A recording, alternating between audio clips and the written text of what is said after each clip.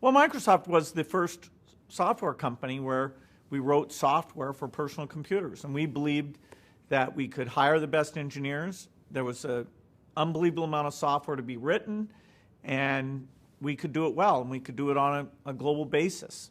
And the original customer base was the hardware manufacturers, and we sold to literally hundreds and hundreds, over 100 companies in Japan, over 100 companies doing word processors and industrial control type things. We knew in the long run we wanted to sell software directly to users, but we actually didn't get around that until 1980 when we had our first sort of games and productivity software that people would go to a computer store and actually buy the software package.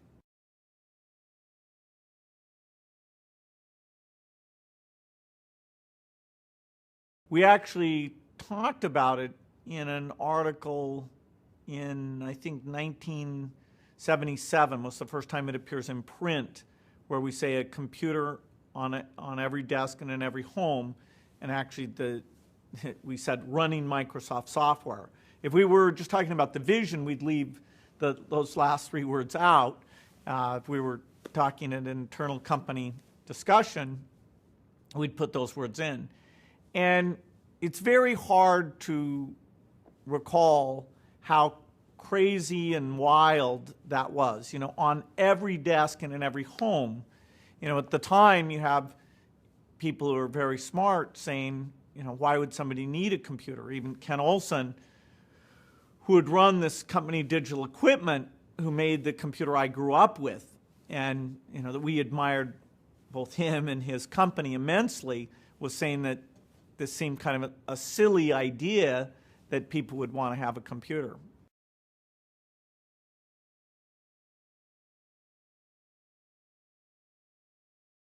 When IBM saw that we had written the software for all the personal computers, they came to us, sought our advice on the design, but we said you should put a disk in. And since they wanted to ship very quickly, another company called Digital Research had done that work for the 8-bit machines, and they were starting to do a version for these new 16-bit machines. We convinced IBM to do a 16-bit machine using this 8086, 8088 processor. Well, Digital Research really hadn't finished the work, and then IBM was getting frustrated because Digital Research wouldn't sign even the non-disclosure agreement. And then some of us, particularly Paul and key person named Kazuhiko Nishi, who was from Japan and worked with us, said, no, we should just do that ourselves.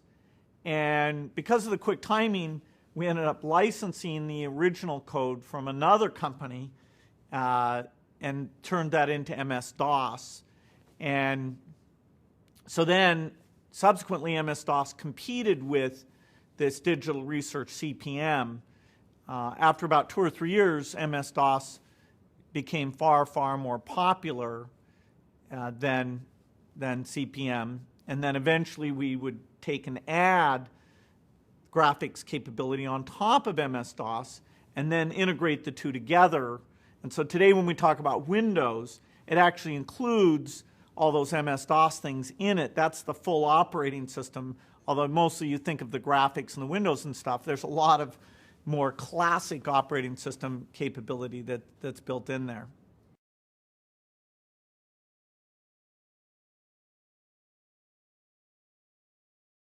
The IBM initial deal is a flat fee deal, another flat fee deal.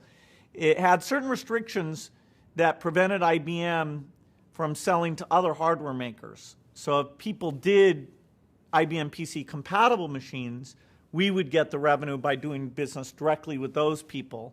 And the deal was very complicated, but it was a deal that Steve Ballmer, who's a key person at the company by that time, and I thought a lot about, and it was a fairly junior team from IBM, and so we tried to make sure that given our belief that personal computers would be hyper popular, that Microsoft would get a lot of that upside. So they felt they got a very good deal, which they did, but as the industry expanded, we, for new versions and for different machines, we got that opportunity, even though they did not pay us a royalty.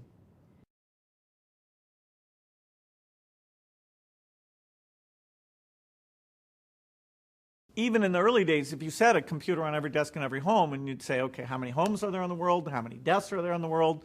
You know, can I make $20 for every home, $20 for every desk? You know, you could get these big numbers. But part of the beauty of the whole thing was we were very focused on the here and now. Should we hire one more person? If our customers didn't pay us, would we have enough cash to meet the payroll?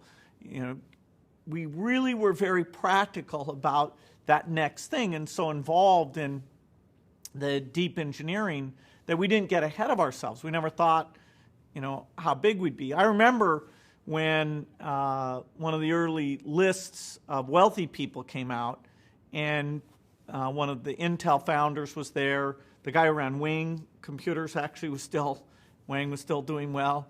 And we thought, boy, if the software business does well, the value of Microsoft could be similar to that. But it wasn't a real focus. The everyday activity of just doing great software drew us in.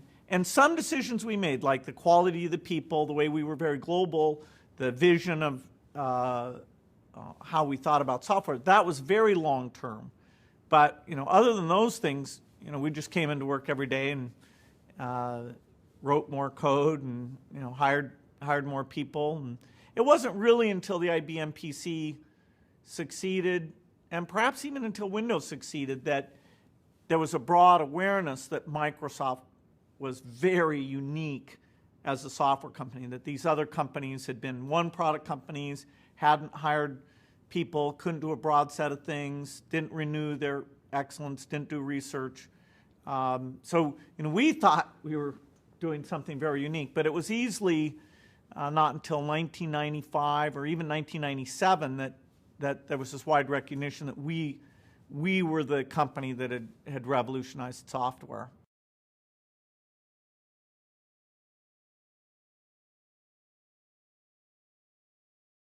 When I was very young, I hadn't been exposed to computers, so I was mostly just reading, doing math, learning about science, and I wasn't sure what my career would be. I knew I loved learning about things. I was an avid reader, but it was when I was 12 years old that I first got to use a computer, actually a very limited machine by today's standards. But that definitely fascinated me when I was first exposed. I was intrigued by figuring out what it could do and what it couldn't do, and some friends and I spent lots of time. The teachers got intimidated, so we were on our own trying to figure it out. Actually, we gave a course on computers to the other students, and it became, you know, a fascination where we got paid for doing computer work and talked about forming a company.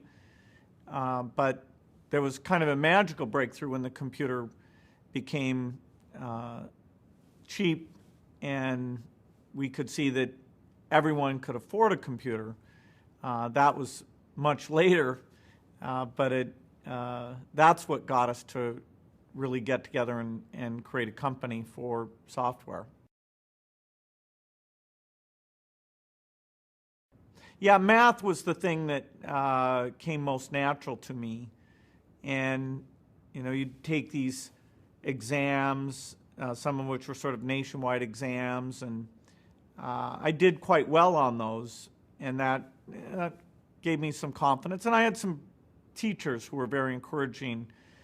They let me read textbooks. They encouraged me to take a college course on symbolic math, which is actually called algebra. So I felt pretty confident in my math skills, which is a nice thing because not only the sciences, but economics, a lot of things, if you're comfortable with math and statistics and ways of looking at cause and effect, that's extremely helpful.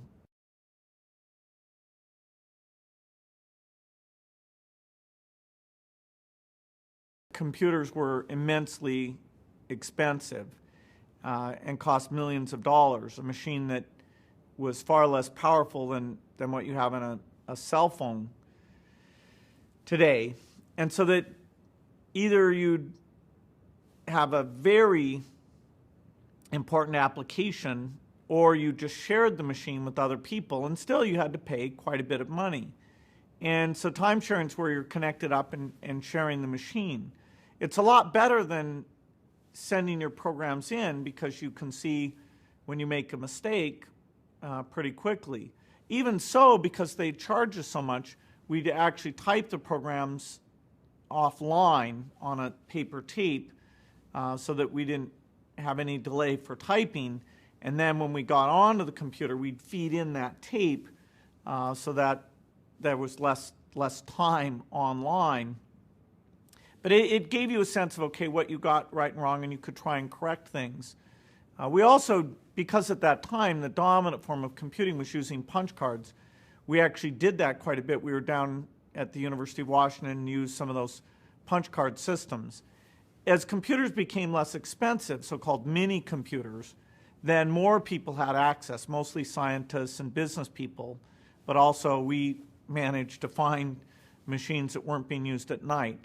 The idea of a machine is something that an individual would use and that would just sit there idle when they weren't using it.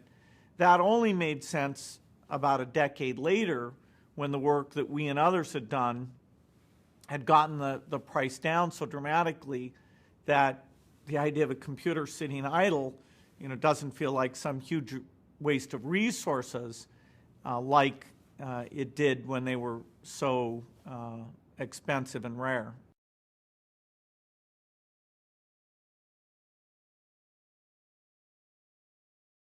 I went through several phases of doing more complex programs where people who were great programmers would look at my work, give me feedback on it, and you get so you can be quite a good programmer. And it was kind of such an intense activity between the age of 13 and 17 that we learned a lot.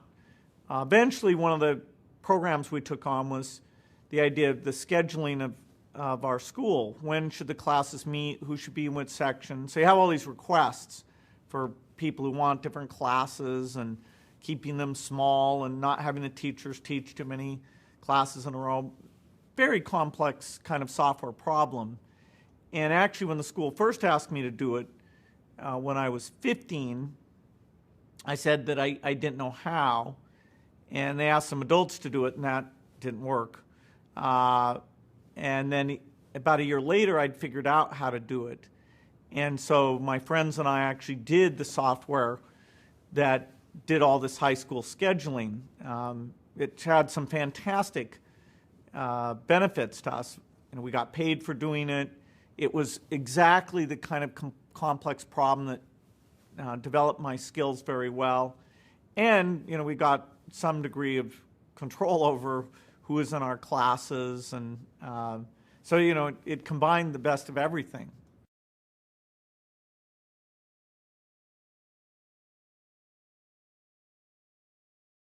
Well, my parents had been fantastic throughout my whole student career. I mean, getting me to go to Lakeside, that my senior year at Lakeside, where I wanted to take time off and do this job at TRW, they'd been very supportive of that, letting me live down in Vancouver, Washington. I challenged them a little bit when some of my coworkers at TRW said I should skip undergraduate and just go to graduate school, and they were not enthused about that. It looked like I would have an opportunity to do that, but I didn't. I just went to Harvard, and that was another case where they were right, that socially being with other undergraduates was good. I got to take graduate courses up at MIT, and I did that to a limited degree. So I kind of had the best of both worlds. Anyway, when it came time to go on leave from Harvard, the policies of the school about if you're gone, letting you come back are incredibly generous. And so if the enterprise had failed, then I would have been back. And so my parents were a little surprised and kind of wondering what it meant. but they were pretty supportive.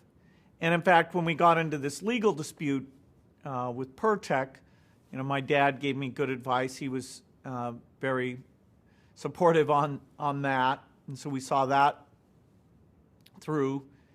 And then as the company became successful, they, I hope they felt better about it. The only really bad case was if I stayed and the company was kind of mediocrely successful. If it failed, it would be okay. If it was a big success, it would be okay. And they could see I was very energized. And I thought, we needed to get in at the very beginning and not waste a year or two, which is what I had left of my undergraduate course requirements. Well, I think the American dream is this kind of a global dream now, that young people can come up with new ideas and create companies that make a contribution, not just jobs, but whatever their innovations that they bring about. Capitalism is this unbelievable open system that if you combine it with good infrastructure, good education, the creativity that we find for people who've had those chances is always going to surprise us. It's always going to come up with new seeds, new medicines, new software, new movies, things that are make the world a better place. Microsoft was at the center of the personal computer revolution, in particular the creation of a software market where you went out to lots of companies and encouraged them to write software for different applications, mundane applications, wild applications. That idea that you would encourage people to be creative and build software, and there'd be a whole industry around that. Microsoft believed in that, and no one else did. And so we got that going, and that's led now to where you have all these great choices, and it just keeps getting better and better. And it's because of the volume of machines out there, it can be sold very, very inexpensively. So that whole bootstrap, getting the industry going, making it personal, making there be lots of software, that's what we are the most proud of.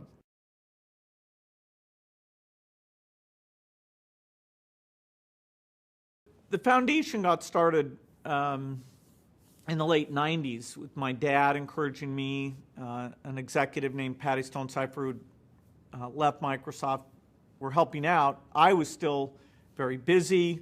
Our kids were very young, but we got going. We put computers in libraries in many different countries, including the United States. We did some scholarship things. We were learning about reproductive health and population issues, and that kept growing. And we met people who knew about vaccines, and so it was a part-time thing. Global health was a bit over half. The U.S.-focused library scholarship education work was over a quarter. And there was a final piece that relates to other things to help the poorest other than just health things like finance and savings. And it grew. And then I saw that I could make a unique contribution there and created a transition plan that was 4 years in the making. And so now I'm full-time at the foundation and playing a role of being the chairman and traveling a lot. So it's equally challenging. It's very fulfilling. It's taking these resources that I'm lucky enough to have because of the success of Microsoft and giving those back to the society in a way that can have the biggest impact.